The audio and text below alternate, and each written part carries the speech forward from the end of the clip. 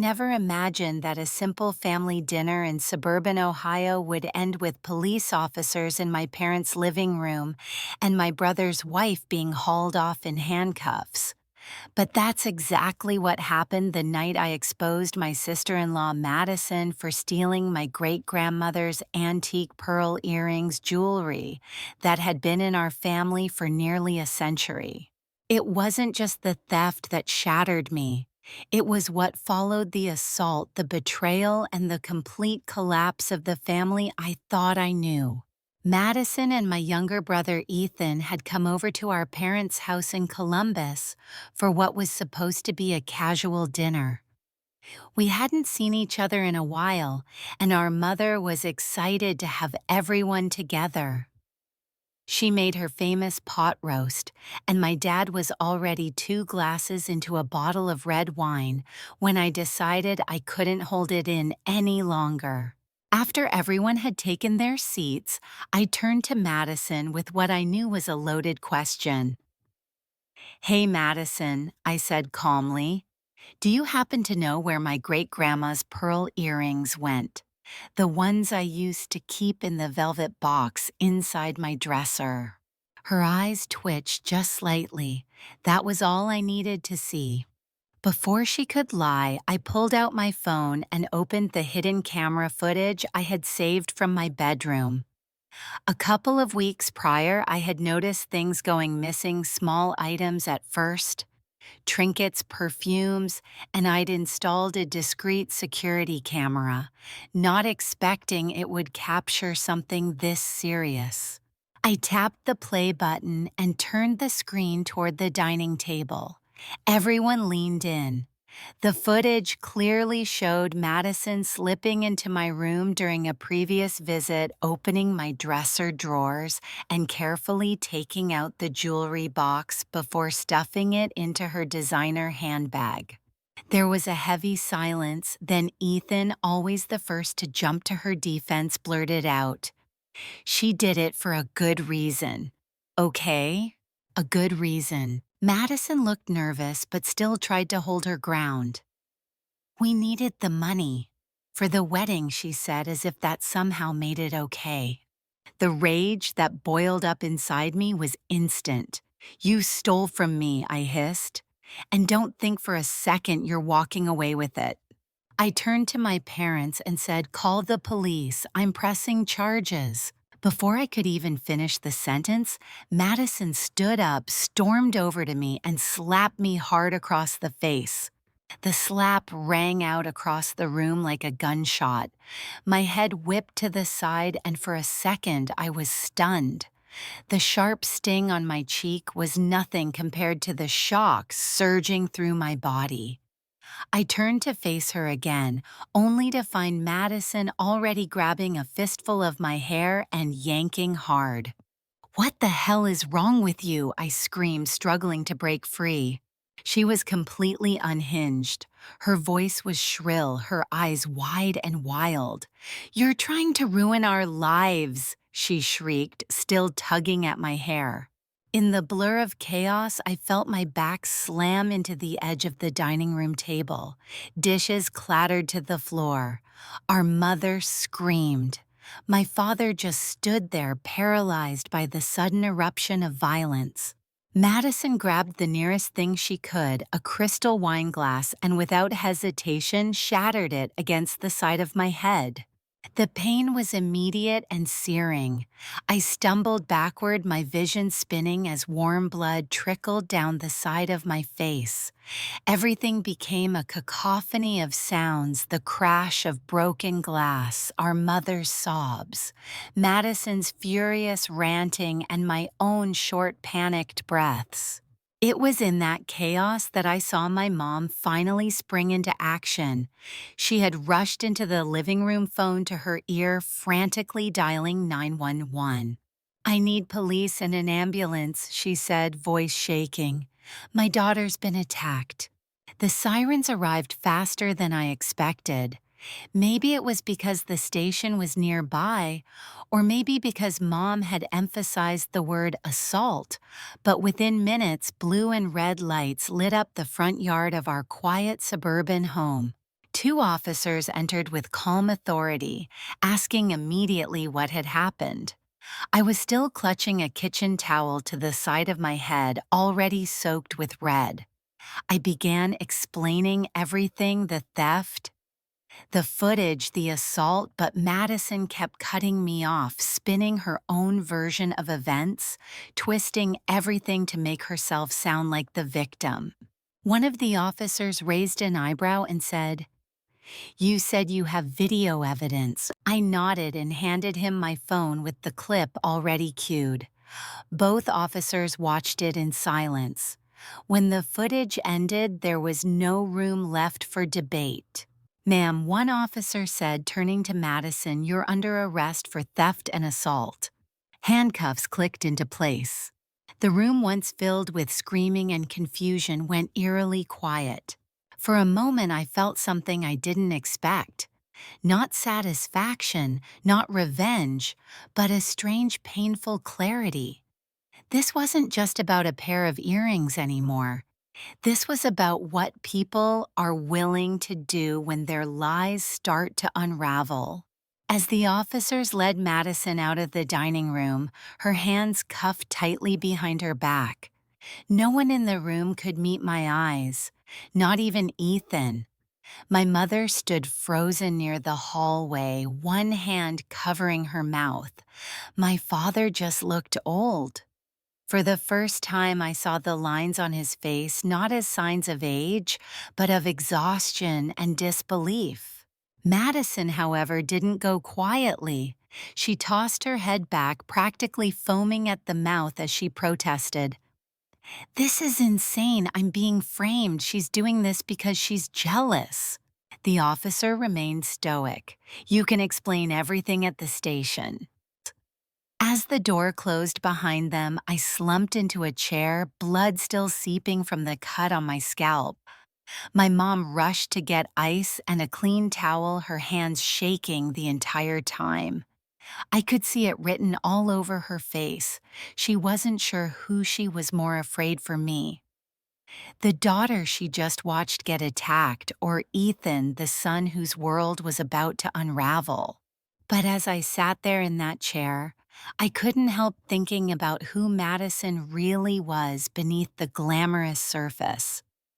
She had always been the kind of person who demanded attention, who thrived on being the center of every room she walked into. Her obsession with extravagance wasn't just for show, it was her entire identity. She reminded me of a twisted version of Daisy Buchanan, but instead of floating in silk and champagne, Madison clawed her way into the spotlight using lies, manipulation, and charm. When she and Ethan first started dating, she dazzled our family with grand gestures and an overly sweet persona. But the cracks started showing early on: her envy, her constant need to one-up everyone, and her fixation on proving that she was better than all of us. She wanted the biggest wedding, the flashiest ring, the most elaborate floral arrangements and imported French pastries at her reception. It didn't matter that she and Ethan were drowning in credit card debt. She saw any form of modesty as weakness. And Ethan, he always played right along. It was hard to watch my brother become so willingly blind. He had always had a soft spot for women who glittered on the outside but were hollow inside. Madison just happened to shine a little brighter than the rest. Or maybe she just knew exactly how to make him feel needed.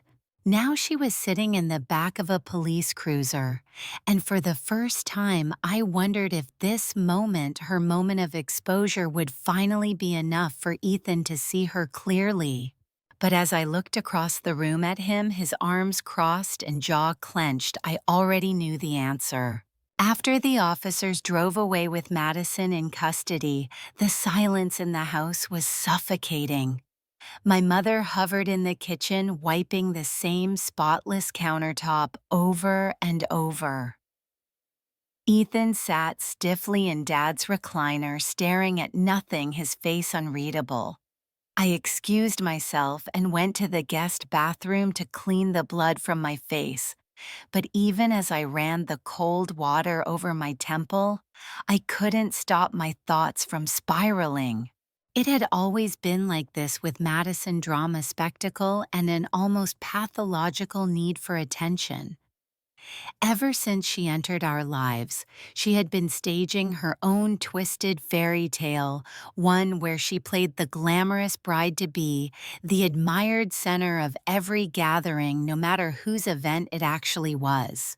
She wasn't content being part of a moment, she had to dominate it. When she and Ethan got engaged, it was like something snapped. Suddenly, everything became about the wedding. The way she talked about it, you'd think she was planning the Met Gala, not a mid-size reception in Cincinnati. She demanded a venue with chandeliers and a garden terrace. She met with 6 different florists to find one who could import rare orchids. She once spent 3 hours arguing with a cake designer about gold leaf accents. None of it made sense, especially considering they didn't have the money. Ethan worked in IT at a mid-level firm, and Madison had a freelance event planning gig that was more Instagram than income. But that didn't stop them. They maxed out their credit cards, took out loans borrowed from friends, and even hinted to family members that they'd appreciate cash gifts instead of physical presents. But Madison didn't just want a beautiful wedding. She wanted validation. She wanted gasps when guests walked into the room. She wanted her Instagram followers to drool over her bridal photos. She wanted every other woman at the reception to feel inferior. And Ethan, he let her. He always had this fatal flaw when it came to love. He chased illusions, women who sparkled but never stayed. Madison was just the latest in a long string of heartbreaks waiting to happen. But she was more calculated than the others. She didn't just crave love, she craved status. And Ethan, bless him, convinced himself that he was lucky to have her, that her obsession with image was something he could ground once they settled down. I remember telling him months before the engagement, "She's not looking for a husband, Ethan. She's looking for a lifestyle." He laughed it off. "You just don't understand her." No, I understood her perfectly. What I didn't understand was why he couldn't see her for what she really was. But that night, as I pressed an ice pack to my bruised head and listened to my brother breathe heavily from across the room, I realized he didn't want to see her. Because admitting who she really was would mean admitting how much of himself he'd given away. Later that night, after everything had seemingly calmed down, Ethan showed up at my apartment unannounced. His knock was hard and relentless. I considered not opening the door, but I knew if I didn't face him now, he'd only find another way to corner me. He didn't wait for an invitation. As soon as I cracked the door open, he pushed inside, pacing like a man whose world had just imploded. "I can't believe you did this." He started, not even bothering with hello. "You just had to make a scene, didn't you?" I blinked. "Are you seriously blaming me?" "She's in jail, Claire," he snapped. "You had her arrested in front of our whole family. She stole from me, Ethan. Then she assaulted me. I have the injuries and the footage to prove it." He waved me off like none of that mattered. "They're just earrings." I stared at him in disbelief. They weren't just earrings, they belonged to Grandma Rose. They were passed down to me. It's not about the money. But he wasn't hearing me. Madison was desperate. "We're trying to pay for a wedding, Claire. You know how much pressure we're under. Why couldn't you just let it go?" "Let it go." My voice cracked. She broke a glass over my head. "Ethan, and you're telling me to pretend it didn't happen because you're planning a party you can't afford." "She's family now," he said almost defiantly. "She has as much right to those earrings as you do." That sentence alone knocked the wind out of me. I staggered back a step. "Excuse me." He crossed his arms. "You're always so possessive. You can't stand not being the center of attention. You've never liked her, and now you're using this to stir drama." I couldn't believe what I was hearing. "You think I staged being assaulted?" He shrugged. "I think you're overreacting. Maybe you gave her those earrings and forgot. Or maybe you were just jealous. Everyone's talking about it now, how you've always had a problem with her." I felt the ground shift beneath me. This wasn't just about deflecting blame. He was rewriting the narrative. A few days later, I began to hear whispers, extended family calling to check in, but with a loaded tone. One aunt asked, "Did you really press charges over jewelry?" Another cousin hinted that maybe I was too emotional. It didn't take long to figure out where it was coming from Ethan. He'd already begun planting seeds, painting himself as the loyal husband defending his misunderstood bride and me as the bitter sister hell-bent on revenge. What stung most was how quickly people believed him. They didn't ask for the footage. They didn't ask how I was recovering. They just asked if maybe I had been too harsh. 3 days passed in a haze of painkillers, stitched scalp, and emotional whiplash. I didn't hear from my parents, not a text, not a call. A part of me hoped that silence meant they were processing the truth, finally realizing just how deep Madison's betrayal had gone. But the silence also made my stomach twist. Deep down, I knew what was coming. And then my phone rang. I glanced at the screen and saw it was Mom. For a moment, I stared at her name thumb hovering over the answer button. I knew exactly what this call would be, and I wasn't sure I had the strength to hear it. But some part of me needed closure, so I picked up. "Hi, sweetheart," she began, her voice tentative, fragile. "Hi," I replied flatly. There was a pause, long, uncomfortable, like she was rehearsing something in her head. "I talked to Ethan," she finally said, like the words had been building up and couldn't be held back anymore. "He told me everything." "Everything." My chest tightened. "He said you took things out of context," she continued carefully. "That you were already upset with Madison and this just pushed you over the edge." I didn't respond. She took that silence as permission to go on. "Claire, this whole thing has become a disaster. The family's in pieces. Your aunt called me crying last night. People are picking sides." "I didn't start this, Mom," I said, voice low. "She stole from me. She hit me. What exactly are you asking from me right now?" Another pause. "I just think maybe you could consider apologizing just to clear the air. Maybe if the two of you talked." My jaw dropped. "Apologize? You want me to apologize to the woman who assaulted me and stole my inheritance? Are you hearing yourself?" She sighed. "I'm just trying to keep this family from falling apart." There it was, the truth stripped bare. This wasn't about justice. This wasn't about right or wrong. This was about appearances, about smoothing things over before the neighbors asked questions or the cousins stopped sending Christmas cards. "Claire," she added, "please don't make this harder than it already is." I could feel my throat closing. "You know what's hard?" I snapped. "Getting glass smashed over your head and realizing your own mother cares more about family optics than her daughter's blood on the carpet." Silence. I hung up. Within days, word had spread like wildfire. Some relatives stayed neutral. Others, including people I thought I could count on, shifted toward Ethan's side. The divide wasn't just visible, it was suffocating. Half the family started echoing Ethan's lies. The other half stood by me in awkward silence, unsure of where to place their loyalty. And there I was, caught in the middle, betrayed, bleeding, alone. After that call with my mother, I sat on my living room floor for a long time numb. The betrayal from Ethan was one thing expected even, but hearing my own mom ask me to apologize to the woman who broke a glass over my head, that crushed something inside me. I knew I couldn't let it end like this. I couldn't let Madison walk away with a police report that led nowhere and a family willing to sweep it all under the rug.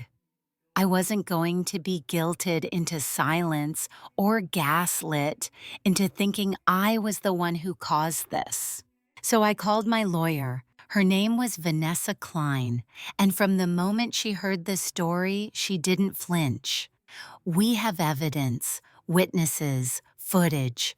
We're filing charges, petty theft, aggravated assault, and emotional damages, she said without hesitation. For the first time in days, I felt like I had someone on my side who wouldn't bend to family pressure. But if I thought Ethan would back down, I was wrong. He doubled down hard. Word spread that I had hired legal counsel, and that's when things got worse. Within the week, Ethan began his own campaign, one that reached beyond whispers at family dinners. He started calling relatives one by one, spinning stories so polished they could have won him an Oscar. According to him, I was doing this for money. He told people I didn't even care about the earrings, that they were just some pearls, and that I was using this as an excuse to attack Madison because I was jealous. He said I'd never liked her, that I was angry about not having a relationship like theirs. Worse, he told them I had given the earrings to Madison as a wedding gift and then changed my mind out of spite. I heard through my cousin Jenna that Ethan had even called our great-uncle Paul in Arizona to tell him that I had mental health issues and was acting erratically. The goal was clear discredit me before I even stepped into court. Vanessa warned me, he's setting the stage to destroy your credibility. We need to move carefully. It wasn't just gossip, he was playing dirty. Within days, two distant cousins reached out to me not to offer support but to subtly accuse me of blowing things out of proportion. One even said, "Claire, I thought you were better than this.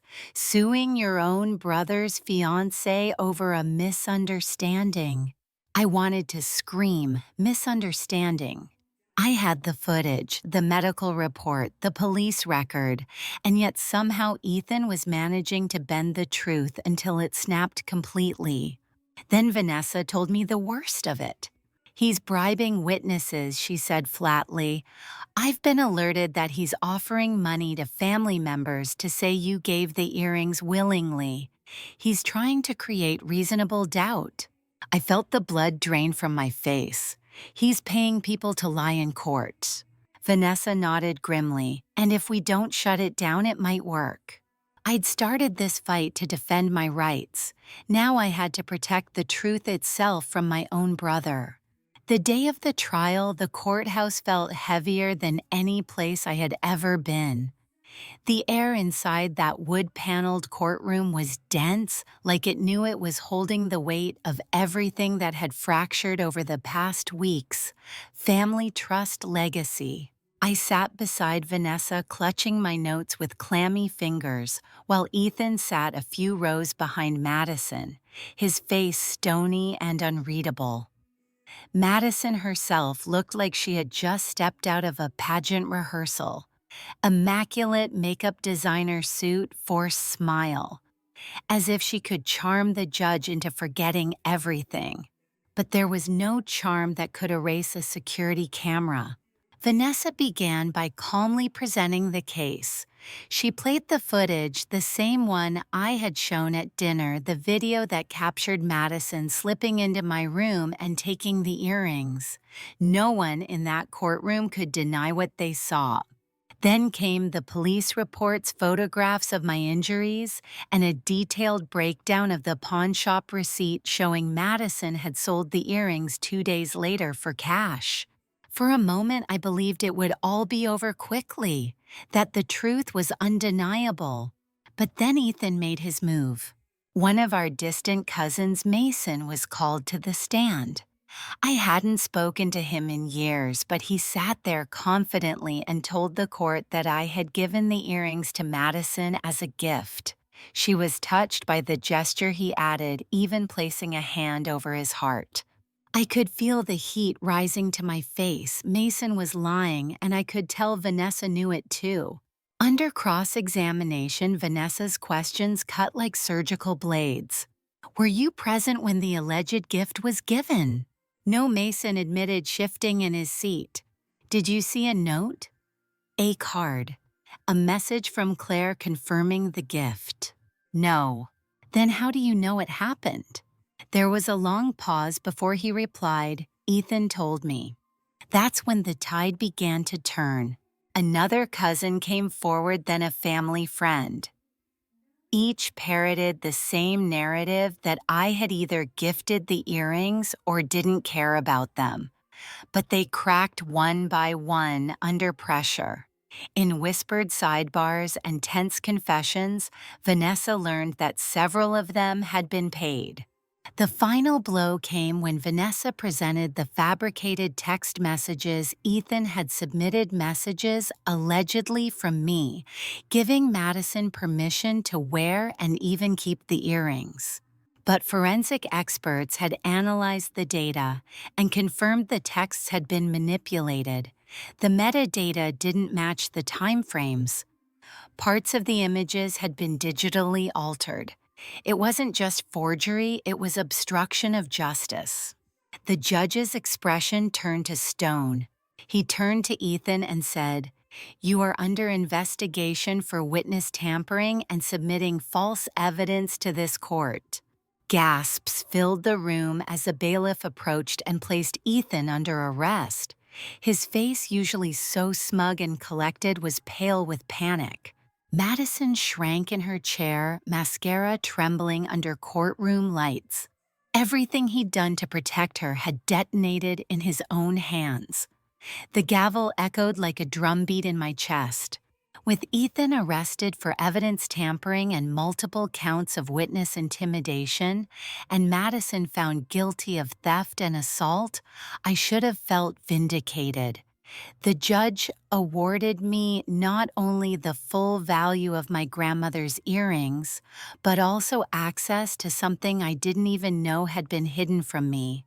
A small inheritance set aside by Grandma Rose, managed in secret by my parents, and unfortunately controlled for years by Ethan.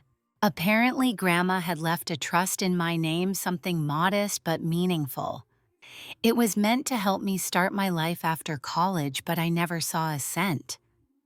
Ethan, deemed by my parents to be the more responsible one, had been accessing the funds without my knowledge, spending pieces of it on who knows what, while assuring everyone that the account was being managed. That betrayal ran deeper than anything Madison had done. My parents sat in the courtroom gallery, quiet and hollow-eyed, as Ethan was led away in cuffs. My mother looked like she'd aged a decade in a day. Her world had collapsed, not because of the injustice done to me, but because the golden image she had clung to had finally crumbled in public view. As the courtroom emptied, she approached me slowly. I didn't know about the trust, she whispered, voice barely audible. I didn't say a word, I didn't have to. That night, I sat on the balcony of my apartment with the official paperwork in one hand and a plane ticket in the other. I had decided to use a portion of the restored trust not out of celebration, but out of necessity. I needed space. I needed air. The Cayman Islands felt as far away as I could go without falling off the map, so I booked a one-way ticket and left Ohio behind. I spent the first few days in silence. No phone, no news, no family. Just the ocean, the breeze, and a quiet I hadn't felt in years. I walked along white sand beaches, read novels I'd abandoned halfway through during law school, and let myself cry without shame. In that stillness, I realized something I didn't need closure from them. Not from Ethan, not even from my parents. The truth had been spoken, justice had been served, and if that wasn't enough for them, it would have to be enough for me. I wrote one last message to the family group chat before leaving it for good. I wish things had been different. I wish honesty had meant more to all of you. But I'm done trying to be heard by people who never wanted to listen.